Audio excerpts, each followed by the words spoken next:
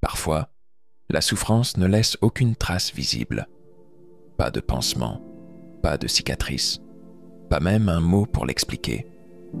Elle se dissimule dans la manière de sourire, dans les silences prolongés, dans ce regard qui s'égare quelques secondes avant de revenir. Ceux qui ont traversé les tempêtes gardent une apparence intacte, mais à l'intérieur, chaque détail de leur existence a été redessiné par la douleur. Ils savent comment se lever chaque matin, même quand le poids de la veille est encore suspendu à leur poitrine. Ils savent comment répondre « ça va » sans que personne ne soupçonne que, la veille, ils ont pleuré en silence. Ils savent comment être forts pour tout le monde, sauf pour eux-mêmes. Ce genre de personnes ne s'annonce pas. On ne les reconnaît pas au premier abord. Mais si tu regardes bien, tu remarqueras qu'ils s'asseyent souvent près des murs, qu'ils observent plus qu'ils ne parlent, et qu'ils sourient de manière retenue. Pas parce qu'ils sont fermés, mais parce qu'ils ont appris que trop s'ouvrir, c'est aussi risquer de saigner à nouveau. Et si je te disais que derrière cette force apparente, il y a une armure forgée non pas par le courage, mais par la nécessité, qu'ils ont bâti leur indépendance comme un rempart, leur empathie comme une antenne, leur silence comme un refuge. Tu crois les connaître, mais leur monde intérieur est plus vaste, plus complexe, plus fragile que ce qu'ils montrent. Ils ne demandent pas qu'on les sauve. Ce qu'ils souhaitent, en réalité, c'est qu'on les comprenne. Qu'on arrête de leur dire « tu es fort », alors qu'ils veulent juste pouvoir être fatigués sans se sentir coupables.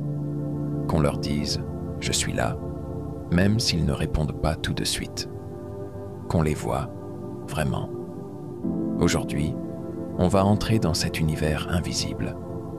On va explorer les marques que la douleur laisse en silence. Pas pour juger, mais pour reconnaître. Pas pour analyser, mais pour ressentir. Parce qu'au fond, si tu te reconnais dans ce que tu vas entendre, ou si tu penses à quelqu'un à qui cela pourrait ressembler, alors peut-être qu'il est temps de voir au-delà des apparences. Pas à pas, je vais te montrer les fragments d'âme de ceux qui ont trop souffert. Et si tu es prêt, on va commencer là où la douleur s'est tue, mais n'a jamais disparu. Elle avait 12 ans quand elle a compris que demander de l'aide n'était pas une option. Ce jour-là, sa mère pleurait dans la cuisine, accablée par des factures qu'elle n'arrivait plus à payer. Elle voulait juste un câlin, un mot rassurant. Mais tout ce qu'elle a reçu, c'est un regard fatigué et une phrase froide. Tu vois bien que j'ai pas le temps pour tes histoires. Alors elle s'est tue. Elle a essuyé ses propres larmes et s'est promis de ne plus jamais être un poids. Depuis, elle a tout pris sur ses épaules. Elle a appris à se débrouiller seule, à sourire quand ça brûlait à l'intérieur, à aider les autres tout en s'oubliant. Elle est devenue cette femme que tout le monde admire, forte, indépendante, toujours là pour les autres. Mais personne ne voit ce qui se passe quand la porte se referme derrière elle. Personne ne voit ses mains trembler quand elle enlève enfin son masque. Ce besoin de tout contrôler, d'être autosuffisante, ce n'est pas de la maturité. C'est une blessure ancienne qui n'a jamais cicatrisé. Ce n'est pas qu'elle ne veut pas de l'amour. Elle en rêve, mais elle ne sait plus comment le recevoir. Elle a tellement donné sans rien attendre en retour que la tendresse la gêne. Elle doute de sa légitimité à la recevoir. Et pourtant, elle continue de tout porter, de ne rien demander, de tout organiser. Elle planifie tout, anticipe les moindres détails, pas parce qu'elle aime ça, mais parce qu'au fond, elle a peur que tout s'écroule si elle relâche la pression ne serait-ce qu'un instant.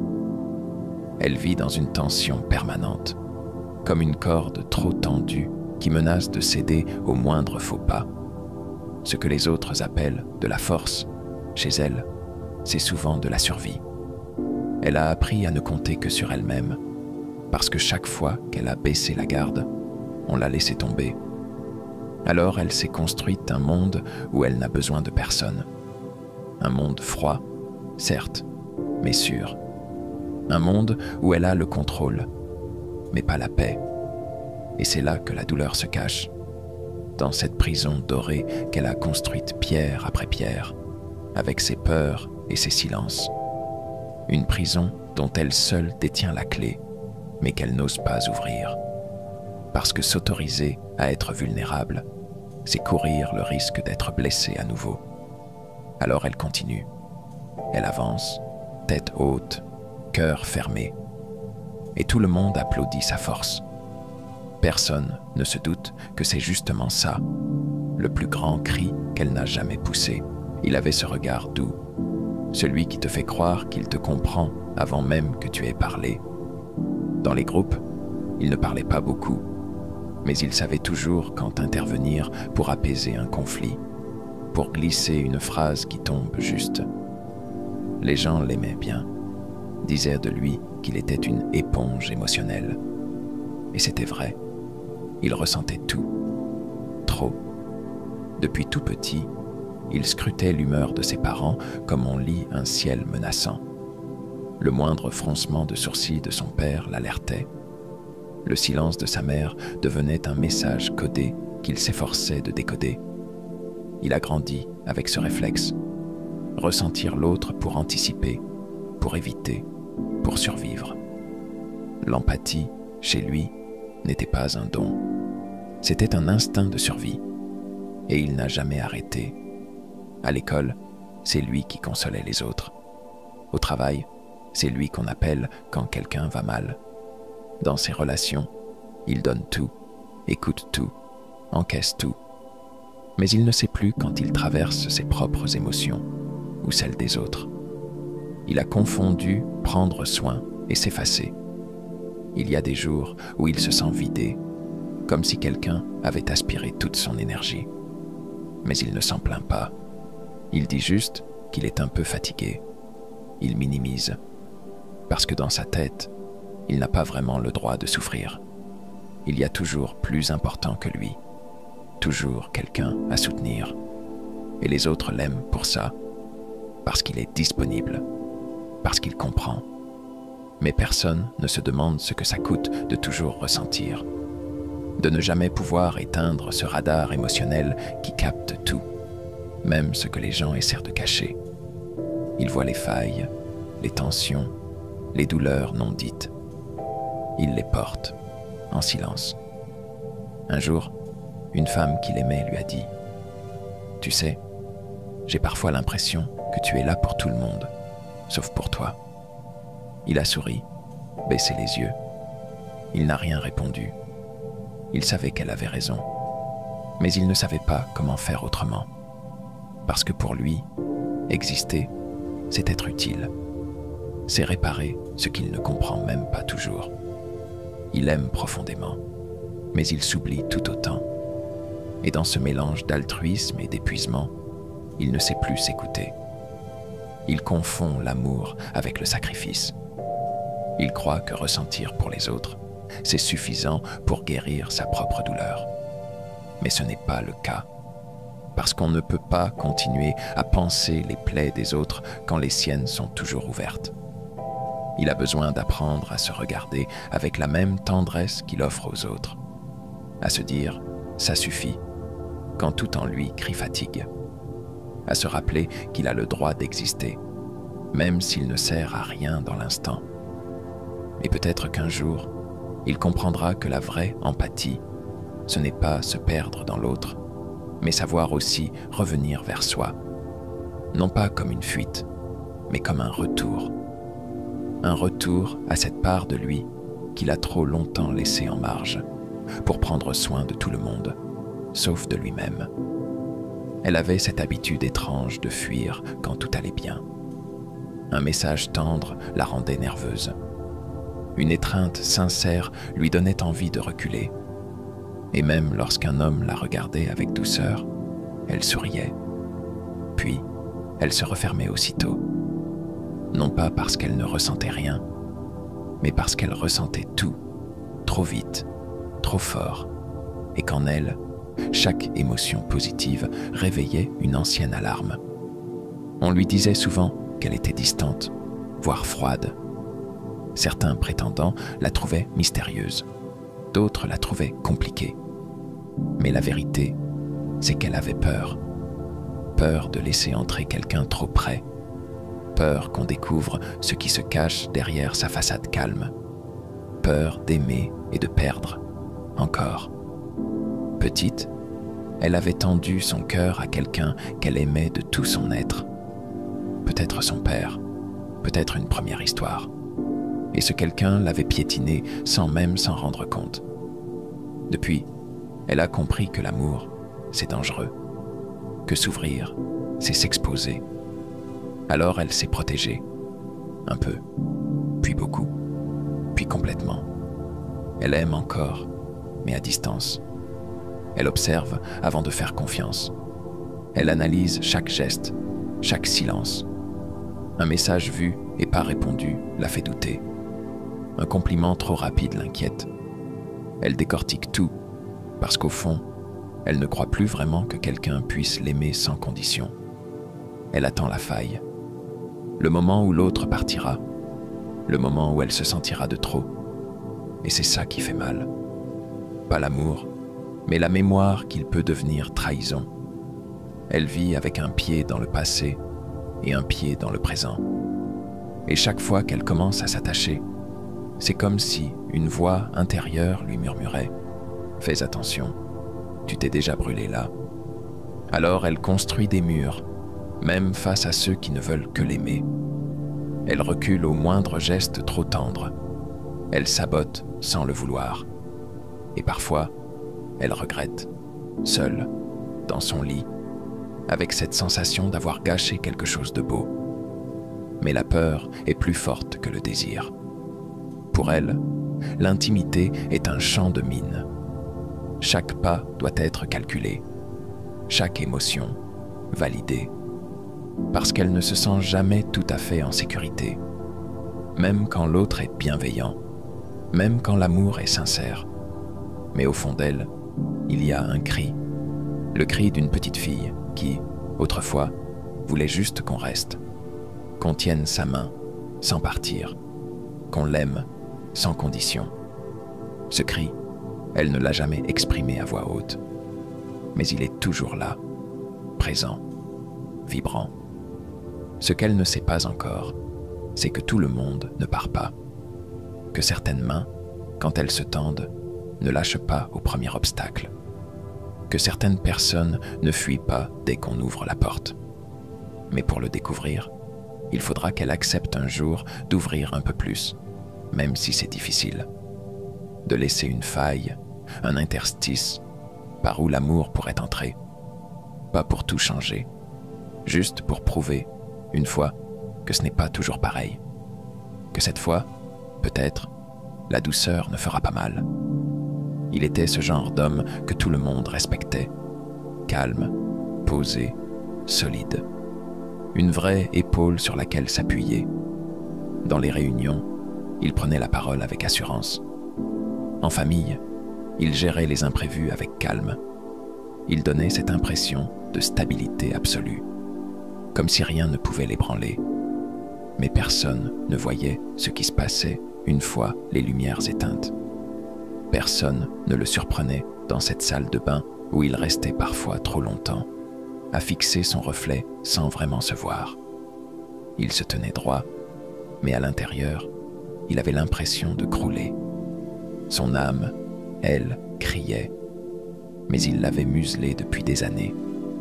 Très tôt, il a compris qu'il n'y aurait personne pour le porter, que s'il tombait, il tomberait seul. Alors il a appris à ne plus montrer ses failles, à sourire même quand il avait envie de hurler, à dire « ça va », même quand son monde s'effondrait, à tout contenir, tout le temps. Et c'est devenu une habitude, une discipline, un rôle, celui de l'homme fort, celui qui rassure, qui avance, qui ne flanche pas. Il a fini par le jouer si bien que même lui y a cru, jusqu'à ce que le corps commence à trahir. Insomnie, fatigue constante, angoisse sourde qu'il ne comprenait pas, crise qu'il étouffait avec des silences et des soupirs longs comme des nuits blanches. Il n'a jamais appris à demander de l'aide. Il pense que ce serait un aveu d'échec. Il pense que personne ne comprendrait, qu'on le jugerait. Alors il se tait. Il souffre, mais proprement, en ordre, sans déranger. Il se brise avec élégance. Mais la vérité, c'est que cette force qu'on lui attribue est devenue une prison. Parce qu'à force d'être l'homme solide, il ne sait plus comment être fragile. Et cette fragilité, qu'il garde enfouie, finit par peser plus que tout. Il n'a pas besoin d'un sauveur. Il a besoin d'un espace, un endroit, une personne, un moment où il pourrait dire « je n'en peux plus ». Juste ça, sans être interrompu, sans être conseillé, juste entendu. La plupart des gens pensent qu'il est fort. Mais être fort, ce n'est pas ne jamais tomber. C'est pouvoir dire quand on est fatigué. C'est savoir reconnaître ses limites. C'est avoir le courage de ne pas tout porter seul. Il y a chez lui une tempête silencieuse. Elle ne fait pas de bruit, mais elle ravage tout. Et ce qui est le plus tragique, c'est qu'il ne sait même plus qu'il a le droit de s'effondrer. Il pense qu'il faut tenir, encore et encore, pour les autres, pour l'image, pour ne pas inquiéter. Mais la vraie guérison commence quand on comprend que tomber n'est pas un drame, que pleurer n'est pas une faiblesse, que même les piliers ont le droit de demander à être soutenus. Il suffirait d'un regard sincère, d'une présence qui ne pose pas de questions, pour que son armure se fissure. Juste un espace où il pourrait redevenir humain, sans devoir prouver qu'il est solide, sans devoir être un rocher, juste être. Elle n'aimait pas les endroits trop bruyants. Les conversations à plusieurs la fatiguaient. Les lumières vives, les musiques fortes, les pièces remplies de monde. Tout cela l'écrasait. On lui disait souvent qu'elle était trop sensible, trop fragile, pas sociable. Mais ce que personne ne comprenait, c'est que son corps ne mentait pas. Il réagissait à chaque détail comme si c'était une alerte. Un claquement de porte la faisait sursauter. Un ton de voix un peu sec lui retournait l'estomac. Elle ressentait tout en amplifié, comme si le monde autour d'elle parlait trop fort, touchait trop vite, envahissait trop profondément. Ce n'était pas une coquetterie, c'était une mémoire. Petite, elle vivait dans un environnement imprévisible. Un jour, tout allait bien. Le lendemain, l'atmosphère devenait lourde sans avertissement. Elle ne savait jamais comment les choses allaient tourner. Alors son corps a appris à être prêt, toujours, à tout. Même maintenant, adulte, elle garde cette vigilance. Elle entre dans une pièce et scanne les regards. Elle sent les tensions avant qu'elles explosent. Elle repère les moindres micro-détails. Une main qui se crispe, un sourire qui sonne faux, un silence un peu trop long. Elle absorbe tout, et ça l'épuise. Ce n'est pas qu'elle veut fuir les autres. C'est juste que son système nerveux ne sait plus ce que c'est que de se détendre. Il reste en alerte constante, comme si le danger pouvait surgir à tout moment. Même quand il n'y a rien, même quand tout semble calme. Son corps, lui, se souvient. Et c'est cela que personne ne voit. Que ses réactions ne sont pas des caprices. Qu'il ne s'agit pas de timidité. C'est une douleur ancienne qui s'est installée dans ses cellules. Une peur devenue réflexe. Elle s'excuse souvent pour ne pas être restée à la fête, pour ne pas avoir répondu tout de suite, pour avoir eu besoin de silence. Elle s'excuse d'exister avec cette sensibilité qu'elle ne contrôle pas. Mais cette sensibilité n'est pas une faiblesse. C'est un don mal compris. C'est une intelligence émotionnelle poussée à l'extrême. C'est la trace d'une vie où elle n'a pas eu d'autre choix que d'apprendre à tout percevoir pour se protéger. Et si elle apprenait, doucement, à faire de cette hypersensibilité une alliée, Si, au lieu de s'en excuser, elle l'écoutait, si elle acceptait qu'elle n'est pas faite pour les foules, mais pour les connexions vraies, lentes, profondes. Il ne s'agit pas de changer, il s'agit de comprendre, d'accepter que son corps parle pour elle, qu'il lui dit encore aujourd'hui « je me souviens », et qu'au fond, ce qu'il attend, ce n'est pas d'être guéri tout de suite, mais d'être reconnu, validé, apaisé. Parce que parfois, le simple fait de dire « oui, je ressens beaucoup » est déjà un soulagement immense. Et dans ce soulagement peut naître un tout petit espace de paix, là où enfin son corps pourrait se reposer et son cœur respirer. Il avait toujours un plan, toujours une liste, toujours une stratégie, même pour les choses simples. Aller au supermarché, c'était une opération militaire. Partir en voyage, un projet digne d'un chef de chantier. Rien n'était laissé au hasard. Tout devait être prévu, contrôlé, organisé. Les autres riaient parfois de son obsession du détail. Mais lui, il savait pourquoi il faisait ça, même s'il ne l'avait jamais vraiment dit à personne. Quand il était enfant, le chaos faisait partie du quotidien. Les promesses non tenues, les cris qui surgissaient sans raison, les départs soudains, les silences violents. Il n'y avait jamais de terrain stable, jamais de certitude. Alors il a appris à créer de la structure là où il n'y en avait pas, à planifier l'imprévisible, à anticiper, toujours. Parce que ne pas prévoir, pour lui, c'était risquer de revivre cette même sensation d'effondrement. Aujourd'hui encore, même adulte, il ne supporte pas les surprises. Une modification de programme le rend nerveux. Un imprévu peut le mettre hors de lui. Pas parce qu'il est rigide, mais parce qu'il a peur. Peur que tout s'écroule. Peur de perdre le contrôle. Peur d'être emporté par une vague émotionnelle qu'il ne saurait pas gérer. Personne ne comprend cette tension constante qu'il habite.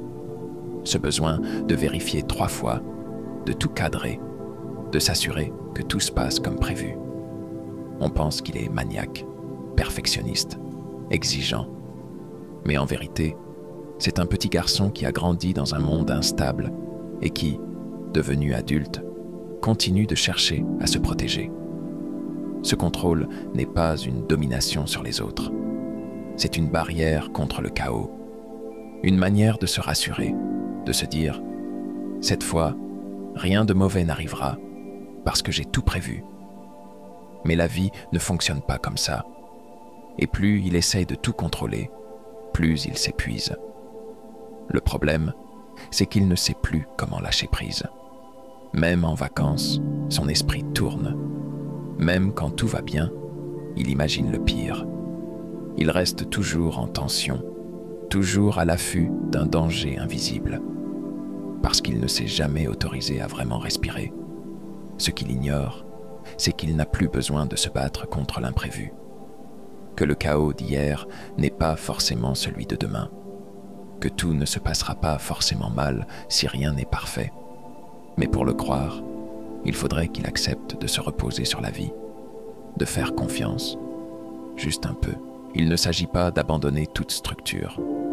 Il s'agit de reconnaître que la sécurité intérieure ne se trouve pas uniquement dans le contrôle extérieur, qu'il existe une paix plus douce, plus souple, une paix qui naît non pas d'un monde parfaitement réglé, mais d'un cœur qui apprend à ne plus tout craindre.